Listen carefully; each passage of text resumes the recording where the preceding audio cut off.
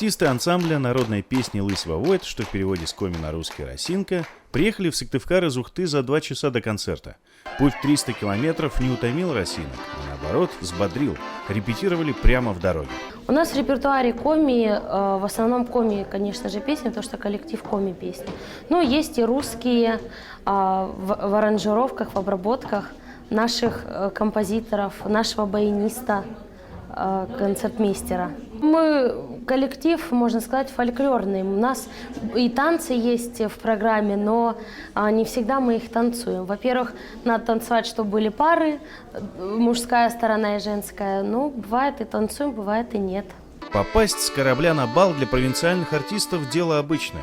А народная песня и настроение поднимает, и жить помогает. Поют в «Лысь Вовойт» и «Старый млад». Музыка их связала, и главным увлечением их стало. И 3-й десяток лет пошел так. В моем роду, начиная с прабабушки, все пели. И даже в царское время моя прабабушка ходила по деревням, даже сильным немцам, полякам, и они пели песни. И вот это, наверное, тоже во мне. У моей мамы очень хороший голос, дочка моя поет. Мне очень нравится коми песня, очень. Ну и русские песни, какие задушевные, красивые. Как можно от них отказаться? Ансамбль «Лысь Вовойт» считает одним из лучших воплощений национальных традиций в народной песне Республики Коми. Все участники коллектива – артисты непрофессиональные. В свободное от работы время они тщательно подбирают материал, репетируют и потом разъезжают с концертами по городам и весям Республики Коми.